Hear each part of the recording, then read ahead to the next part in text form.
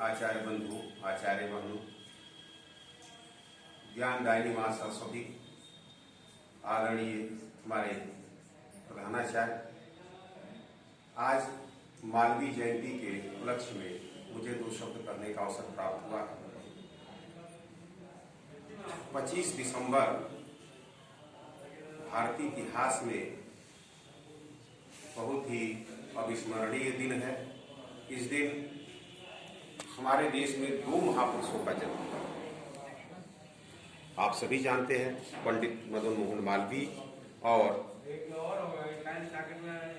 श्री अटल बिहारी वाजपेयी, दोनों का जन्म 25 दिसंबर को ही हुआ और दोनों एक ही विचार के से ओतप्रोत थे, हिंदी, हिंदू, हिंदुस्तान। इन 3 शब्दों के लिए जीवन भर दोनों ने संघर्ष किया, कहा जाए तो इसके लिए उन्होंने जिया। चूंकि आज हमारे विद्यालय में पंडित मदन मोहन मालवीय की जयंती है, तो मैं इसी पर प्रकाश डालने का प्रयास करूंगा। पंडित मदन मोहन मालवीय के पूर्वज मूलतः मध्य प्रदेश के मालवा क्षेत्र के रहने वाले, वहां से इनके पूर्वज प्रयागराज, जो वर्तमान में है और भूत में इलाहाबाद के नाम से जाना जाता था, अब इलाहाबाद इतिहास बन चुका है, वहां आकर के लोग बस गए। इनके पिता ब्रजनाथ चतुर्वेदी, ब्रजनाथ चतुर्वेदी, ये चतुर्वेदी थे, लेकिन मालवा से रहने के कारण ये अपने नाम के आगे मालवीय जो है टाइटल लगाने लगे। ये मूलतः चतुर्वेदी थे। वह संस्कृत के महान विद्वान थे ब्रजनाथ चतुर्वेदी, और भगवत गीता की कथा वाचन करके अपने परिवार का जीवन यापन करते थे। मालवीय जी 7 भाई बहन थे, जिसमें ये 5वें स्थान पर, इनका नंबर 5वां था। इनके घर के लोग जो है इन्हें संस्कृत पढ़ाना चाहते थे, इसलिए संस्कृत पाठशाला में प्राइमरी में इनका एडमिशन करा दिया, वहां संस्कृत पास किए। फिर विद्यावर्धनी हाई स्कूल था, वहां से उन्होंने हाई स्कूल संस्कृत से ही किया। इसके बाद म्योर कॉलेज, आप लोग नहीं जानते होंगे, म्योर कॉलेज जो वर्तमान में आज इलाहाबाद यूनिवर्सिटी है, इलाहाबाद विश्वविद्यालय जो है, ये पहले म्योर कॉलेज था, बाद में वो विश्वविद्यालय बन गया। उसी म्योर कॉलेज से इन्होंने इंटरमीडिएट तक की परीक्षा, इसमें मैट्रिकुलेशन पढ़ने करते थे। पास करने के बाद ये छात्रवृत्ति इनको इलाहाबाद में मिल गई। ये कलकत्ता विश्वविद्यालय से बीए पास हुई। इसके बाद ये पत्रकारिता के क्षेत्र में लग गए और हिंदुस्तान जो अखबार है, इसके ये प्रथम संपादक के रूप में कार्य किए। फिर आप सभी जानते हैं, उस समय हमारा देश गुलाम था, अंग्रेजों से संघर्ष चल रहा था। उस संघर्ष में भी कूद पड़े और 4 बार 1909 से 10, 1918 से 1919 और 1930 से 1933 तक कांग्रेस के राष्ट्रीय अध्यक्ष रहे। बाद में इन्होंने हिंदू महासभा का गठन किया और अंतिम सांस तक हिंदू महासभा से जुड़े रहे।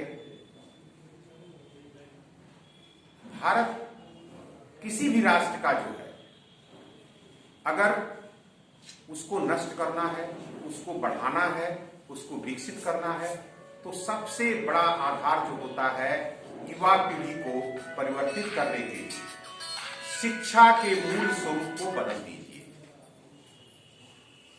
अंग्रेजों ने इसी पर काम किया। उन्होंने देखा कि इतने सालों तक यहाँ मुगल रहे, करीब 11वीं शताब्दी में यहाँ मुस्लिम आक्रमण आ गया था, 700 साल तक मुसलमानों का शासन लगभग रहा, अंग्रेज भी 100-150 साल से वहां थे, लेकिन भारतीयता जो भारत की संस्कृति थी, उसमें कोई परिवर्तन नहीं हुआ था। लॉर्ड मैकाले नाम का एक विद्वान यहाँ आया था, उसने अध्ययन किया कि जब तक यहाँ की शिक्षा के स्वरूप को नहीं बदला जाएगा तब तक भारत को नहीं बदला जा सकता। और उसने वही मैकानी शिक्षा पद्धति का प्रचार प्रसार किया, लाने का प्रयास किया। मालवीय जी आप सभी जानते हैं, वो दिव्य दृष्टि के व्यक्ति थे, दूर तक सोचते थे। उन्होंने यह अध्ययन किया कि यह मालवीय शिक्षा पद्धति हमारे देश को नष्ट कर देगी। उन्होंने कहा कि हमें एक ऐसी शिक्षा पद्धति का विकास करना है जिससे हमारे देश के युवा जब वहां से निकले तो राष्ट्रभक्ति से ओत हो, उनके अंदर राष्ट्र की भावना प्रबल हो। उन्होंने इसी भावना को परिकल्पना को पूर्ण करने के लिए काशी की धरती पर कदम रख दिया। वो चाहते थे इलाहाबाद में भी ये विश्वविद्यालय बना सकते थे, कहीं भी देश के किसी भी कोने में जमीन लेकर बना सकते थे, लेकिन काशी के महत्व को जानते थे और उन्होंने यह कार्य काशी से प्रारंभ करने का निर्णय लिया। इसके लिए सर्वप्रथम उसी दौरान जिस समय ये काशी आए थे इस विश्वविद्यालय की परिकल्पना के लिए, उसी समय हरिओम डालमिया की माता जी भी काशी में प्रवास करती है। मणिकर्णिका घाट पर उनसे उनकी मुलाकात होती है। वहां वह यह बात रखती है, विश्वविद्यालय के बारे में चर्चा होती है और मालवीय जो डालमिया की माता जी कहती हैं कि आपको जितना रुपया चाहिए हमसे ले लीजिए और विश्वविद्यालय की स्थापना कीजिए। उन्होंने कहा नहीं, हमें वो आपको आशीर्वाद दीजिए, वह विश्वविद्यालय पूरे भारत का बनेगा, पूरे भारत के लोगों का बनेगा। हम जन जन से पैसा लेंगे और उस विद्यालय के एक एक ईंट एक एक व्यक्ति भी होगी। और उसके लिए आप सभी जानते हैं कि उन्होंने पूरे भारत का भ्रमण किया, कैसे कैसे कितनी कठिनाइयों में पैसा इकट्ठा किया। वैसे डालमिया का बहुत बड़ा सहयोग और बिरला का बहुत बड़ा सहयोग उसमें था। बिरला परिवार जब विश्वविद्यालय को देखने आया तो उसने मालवीय जी से कहा कि आपने तो विश्वविद्यालय बहुत बढ़िया बनाया है, लेकिन इसमें एक कमी रह गई है। तो उन्होंने कहा क्या कमी रह गई है? कहा यहाँ देखिए, बहुत काशी जो है शंकर की नगरी है और जब तक यहाँ शंकर भगवान का वास नहीं होगा तब तक इसमें जो है चार चांद नहीं होंगे। तो वहीं 1902 में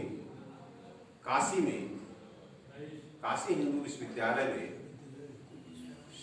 विश्वनाथ मंदिर का स्थापना की गई। और उसे नया विश्वनाथ मंदिर कहा जाता है। आज भी वो बना बहुत भव्य है, अगर उसको देखने लगे तो देखते ही रह जाएंगे। उसकी स्थापना 1902 में उस समय 4 करोड़ रुपया लगा था उसके मंदिर को बनाने में। आज कल्पना कीजिए वो 4 करोड़ रुपये कितने रुपए बना। इस तरह से काशी शिशु हिंदू विश्वविद्यालय था। जीवन भर उन्होंने संघर्ष किया।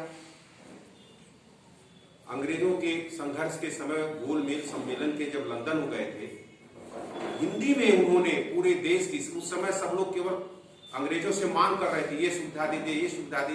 इन्होंने हिंदी में कहा कि हमें आजादी चाहिए, भारत को आप छोड़ दीजिए, भारत को आजाद कर दीजिए, भारत अपने पैरों पर जो कुछ करना हो कर लेगा। उसी से प्रेरित होकर के पंडित जवाहरलाल नेहरू ने 1903 में रावी नदी के तट पर पूर्ण स्वराज्य की मांग की थी, आजादी की पूर्ण मांग की थी। बहुत बड़ा इतिहास है, बहुत बोलेंगे, बहुत समय लंबा लगेगा। मैं संक्षिप्त में बस इतना करके अपनी वाणी को विश्राम देता हूँ।